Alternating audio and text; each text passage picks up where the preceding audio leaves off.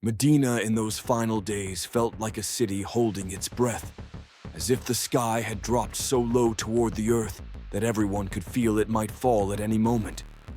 The streets were still there, the roofs still rested between the sun-scorched sands of the desert, but in every glance, every step, every breath of its people, there was a quiet anxiety that no one dared to name. People tried to live as if everything was normal, but they all knew something was changing in a powerful way. Something too great, too sacred, too overwhelming was drawing near. And the heart of Medina, the small house of Aisha, was becoming the center of an invisible storm that no one could escape. In that room, where the weak midday light slipped in through a small window, Prophet Muhammad lay on a simple bed. His body had become light, as if it had never carried the strength of the leader who had guided an entire people through one of the darkest nights in history. The air in the room was not unbearably hot, yet sweat still ran down his forehead, drop after drop, as if signaling a transition between two worlds. Every time he woke from fainting because of the fever, his eyes, though tired and dim, would still turn gently toward Aisha and then toward the world outside, with the familiar question that made every heart tighten. Have the people prayed yet? He could forget his own pain, but he could never forget the sacred responsibility that Allah had entrusted to him. Aisha did not cry out loud. She knew he never wanted to see her in pain, but her hands still trembled each time she lifted a cloth to wipe the sweat from his face. She could feel his breathing grow heavier and more broken, sometimes fast like someone running in the middle of a battle, sometimes so slow that it seemed it might stop forever. Outside the door, Sahaba gathered in an unspoken circle. No one told them to stay, but no one had the strength to leave. Those who had stood at his side through countless events, from fierce battles to peaceful nights of prayer under the moonlight, now stood frozen like statues. They were worried, they were shaking, but what hurt them the most was their helplessness. This was the first moment they faced something no sword, no oath, no strength could ever change. In the still light of the room, Fatima stepped in.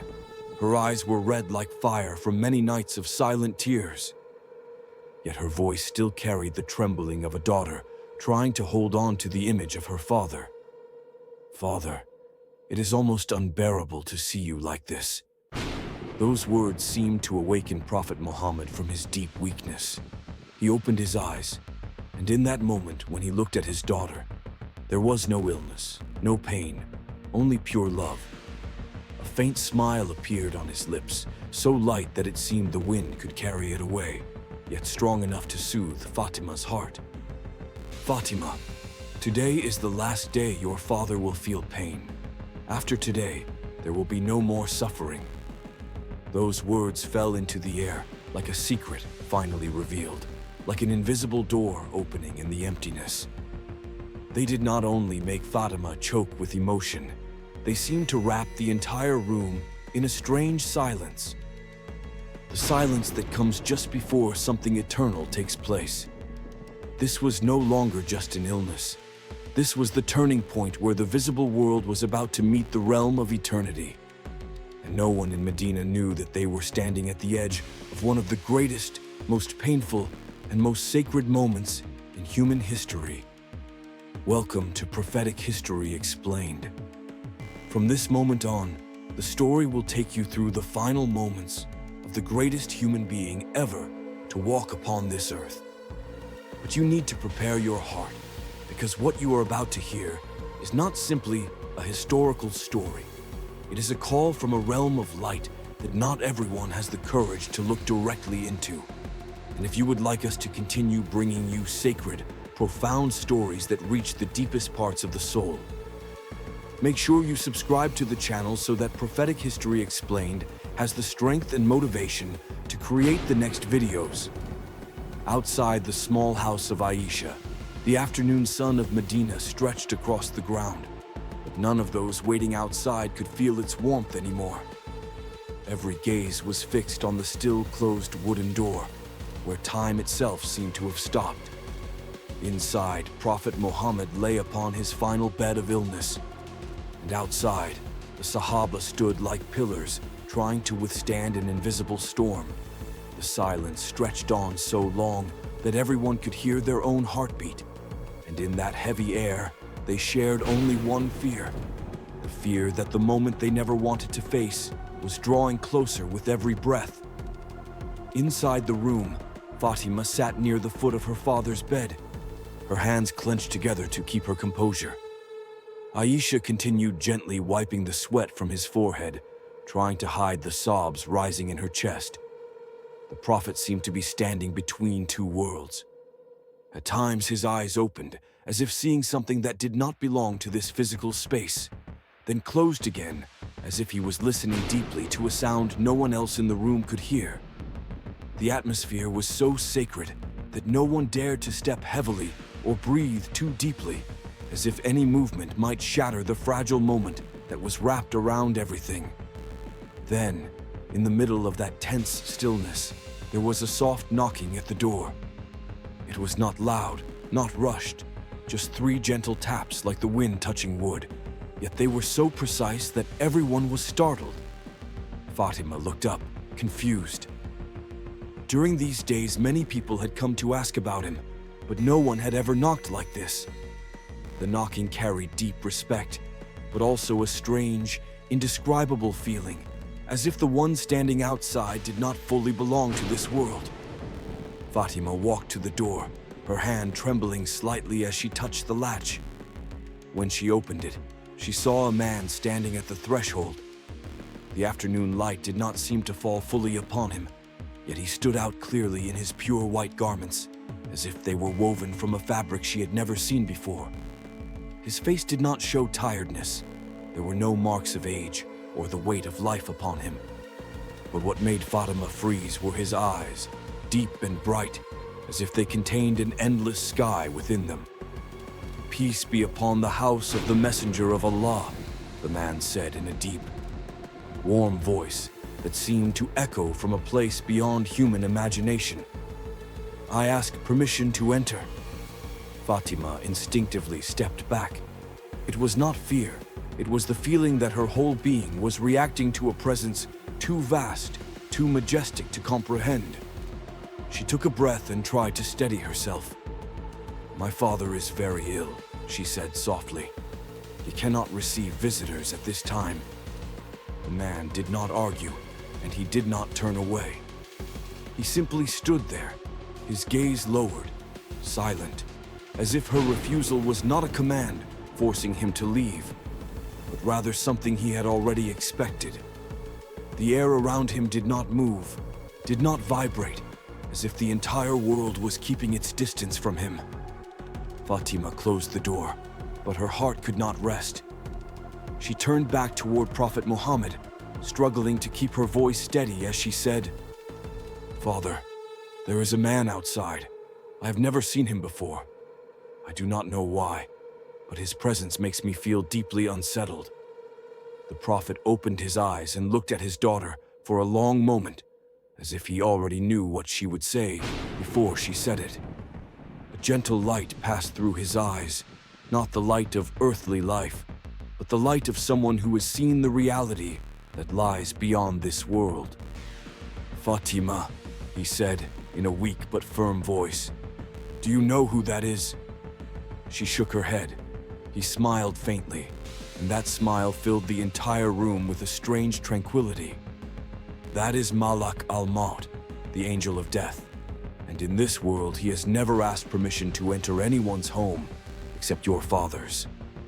Those words struck the silence of the room like a bolt of lightning. Fatima stood motionless, her heart pounding so hard that she could hear it herself. There was no doubt now. The appearance of that man was not something ordinary. It was a sign, a declaration, a reminder that an era was about to come to an end. Now that the truth had been spoken out loud, the silence in the room was no longer the silence of fear. It became the silence of acceptance, of preparation, of a pain too deep to be expressed through tears. Fatima knew that the guest standing outside had not come to visit, had not come to wait for an invitation. He had come because it was time to carry out a duty reserved only for the most monumental moments in the history of humankind. And she understood that the door would eventually open again. This time, not because of the one knocking, but because the decree of Allah had reached the moment it had to be fulfilled. The very air in the room seemed to change as Fatima opened the door once more to receive the special guest whom her heart still could not accept, even though her mind now understood. The man in white stepped inside without making a sound, leaving no footprints on the ground. Yet his presence made the entire room feel smaller, as if all matter around him bowed before a power beyond human understanding. The light in the room did not grow brighter, yet it became unusually clear, as if not a single speck of dust dared to float in the space that was about to witness this moment. The angel of death entered with profound humility. There was no display of terror, no harshness, none of the chilling atmosphere that people might imagine when they think about death. Instead, he appeared like a guest who had been trained over countless centuries in how to show perfect respect. And on this day, he stood before the only human being for whom he had to ask permission, the only one before whom he bowed his head in complete reverence. Aisha instinctively stepped back, her heart trembling as she witnessed a moment that had never occurred before in history. Fatima stood in the middle of the room, her fingers interlocked as if trying to hold back the trembling that spread from her heart to the tips of her hands. The Sahaba outside, although they could not see what was happening, seemed to feel the movement of destiny unfolding. Every soul nearby sensed the descent of something sacred upon the earth. The angel lowered his gaze to the floor, then spoke. Each word echoed as if it came from both worlds at once. "O Messenger of Allah, I have come by the command of the Most High. He sends to you a choice." The room immediately sank into a silence so deep that if a speck of dust had fallen to the ground, it seemed they would have heard it. Prophet Muhammad lay there with his eyes closed, listening not with his ears, but with his soul. The angel continued, "If you wish, I will take your soul with the greatest gentleness that I have been allowed to offer. But if you wish, you may remain in this world, your life extended, and only when you choose shall I return." Fatima held her breath. Aisha raised her hand to her mouth. This was not just an offer. It was the moment when the heavens placed a complete freedom of choice in his hands. No one else in history had ever been given such a proposal. Prophet Muhammad opened his eyes. In them there was no longer the exhaustion of a sick man, no longer the weight of a failing body. Instead, there was the gaze of a soul that had seen the reality of this world and the next. He looked up toward the ceiling, as if seeing through it, beyond the small roof of Medina, beyond the layered heavens, toward the place where only pure light exists. Everything he had lived through passed silently within that gaze. The lonely nights in the cave of Hira, the mockery of the Quraysh, the battles fought to defend the faith, the loved ones who had departed before him, the prayers he had made for his ummah, the children he had held in his arms, and that first moment when the Quran had been revealed. He had fulfilled his mission completely. He had completed everything that Allah had entrusted to him. Then his lips moved. No one in that room would ever forget that moment, the moment when he chose not what was easiest for himself, but the most noble return a soul could ever be granted. Allah Rafaq al-A'la, I choose the highest companion. Those words seemed to release an invisible wave that washed through the room. Fatima broke into tears, unable to hold them back any longer. It was not the crying of sheer despair. It was the sound of a heart shattering as she watched the father she loved more than anything choose to leave this world. Aisha collapsed at his side, her tears falling onto his hands as if they might somehow hold him there a moment longer. Yet none of them protested. They understood. This was the choice of a soul that knew paradise was opening its gates. The angel of death bowed his head even lower, with a reverence that had never been seen. "O messenger of Allah," he said, "I have waited for the moment you would give this answer, not because I am in haste, but because no one is more deserving than you to return to the Most High by your own willing choice." In that moment, the earthly realm and the heavenly realm seemed to meet. The small room of Aisha became the gathering point for a truth that went beyond all physical laws. In every gaze, every breath, every falling tear, there was the awareness that the next moment would change the destiny of all humanity. There was no doubt left. Prophet Muhammad had chosen to meet Allah, and the world was preparing to enter its next chapter, the chapter marked by a sacred separation. The moment Prophet Muhammad chose the highest companion was like the opening of an invisible door between the two worlds. The angel of death bowed, his majestic wings drawing in, and then he gently approached him. The air in the room grew so still that every sound of Medina outside seemed to vanish. There was only the heavy rhythm of his breathing, the choked sobs of Fatima and Aisha, and a sacred weight that made the very walls feel as if they were trembling at what was about to happen. The angel of death, Azrael, placed his hand on the chest of the prophet, and from that touch there flowed an indescribable softness. There was no struggle, no fear, no sign of agony that could make his brows furrow. If death is usually the heaviest moment in a person's life, then for him, it was a homecoming, a journey back to the one who created him, who loved him, and who had given him the greatest mission in human history. His noble soul began to leave his body with a gentleness that seemed impossible, like a long exhale at the end of an exhausting day. But even in that instant, as the door between this world and the next opened, his lips moved again.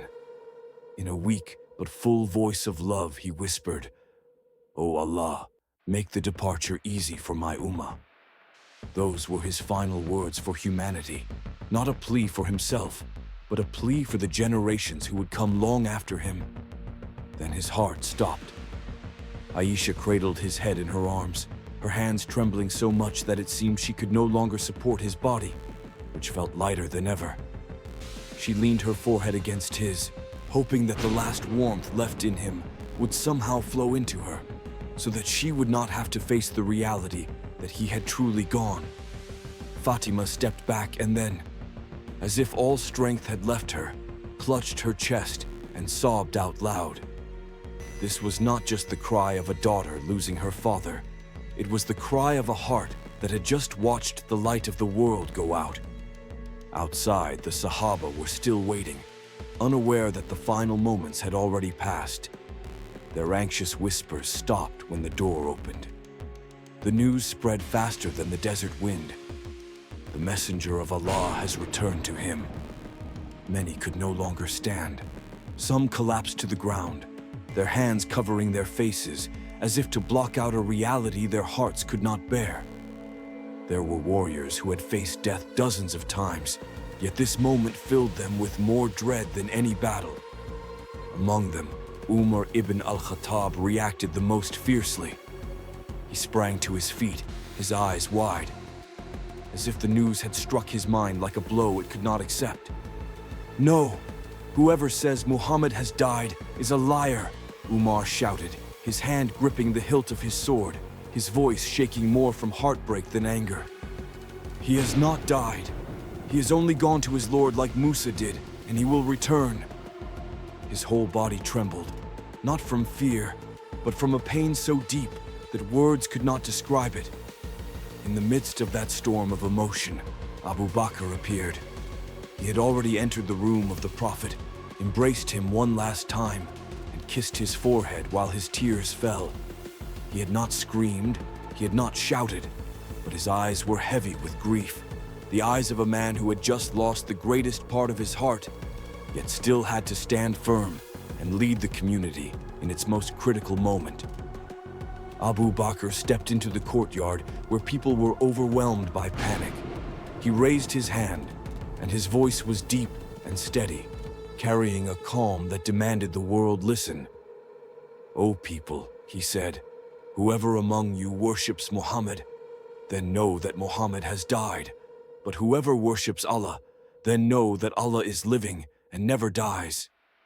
His words fell among them like thunder, like a spear cutting through the fog of terror surrounding their hearts.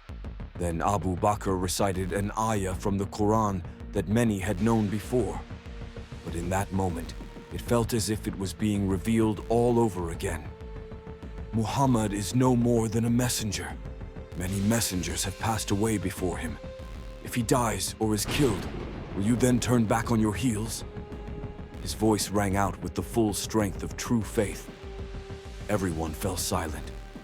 Umar, who had just been shaking with rage and grief, looked at Abu Bakr and let his sword fall from his hand, as if that ayah had pierced straight through every layer of pain inside him. In that moment, Medina was no longer a city in chaos. It became the place where truth was accepted, where the Ummah learned how to stand firm without the physical presence of their prophet. And though their hearts were heavy beyond words, they knew that he had fulfilled his mission, and what remained now was their responsibility.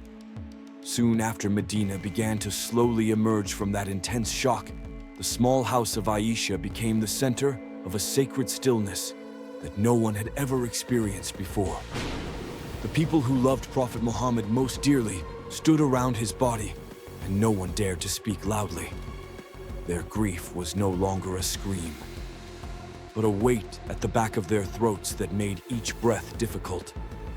What hurt them most was not only the loss, but the awareness that they were about to perform the final rites for the one they loved more than they loved themselves. Ali, Abbas, and Usama were the first to step forward. Nobody chose them with words. Their hearts brought them there. They placed their hands on his body with a tenderness that had never been seen, as if they were touching light that might break apart if they were not gentle enough. When water was poured over his blessed body, everyone seemed to stop breathing. The water blended with the fragrance from paradise, a scent so pure that everyone in the room knew this could not belong to this temporary world. In life, he had been the light guiding them. Now, even in death, the fragrance from his body made their hearts tremble in awe. Every motion of the washing was done with absolute respect. No one rushed. No drop of water fell without being carefully attended to. During this time, the Sahaba outside the room cried quietly, one by one. They remembered every smile of the Prophet, every time they had sat listening to the Quran with him, every battle they had fought alongside him, and the nights when he had stayed awake praying for them. Now they were here, not to protect him, but to escort him back to the one who had sent him to the earth. When his body was wrapped in pure white shrouds, no one could maintain any show of outward strength. Some covered their faces with their hands to muffle their sobs. Others bowed their heads so low, it seemed they wanted to disappear. Yet no matter how much it hurt, they knew the farewell rites had to be done with perfect dignity, without haste, without any mistake. When the time came for the funeral prayer, a deep silence again seemed to stop time itself. No one stepped forward to lead as imam. No one dared take that place, because no one felt capable of standing where he had stood. So they divided into small groups, entering the room one after another, standing before his body and praying in absolute quiet. There were no loud recitations, no audible instructions, only whispered supplications, tears falling silently onto the carpet, and hearts begging Allah to accept the most precious soul he had ever sent to this world. The room of Aisha, where he had spent his final days, became the place where he would be laid to rest. When the grave was dug in the very spot where he had breathed his last, that reality cut into Fatima's heart like a new blade. She stood still, looking down at the earth that would hold her father's body. Her broken words drifted out like fragmented wind. "Father, how can the earth ever cover you?" No one replied. No one had words strong enough to comfort her, because they themselves were drowning in a sorrow they did not know how to carry. When the body of Prophet Muhammad was placed into the grave, trembling hands lowered him into his final resting place. There was no loud noise, no wailing chaos. The moment was far too sacred for shouting. They held themselves together and placed each handful of soil carefully until the grave was filled. When it was over, they stood around his resting place, unsure of how to walk away.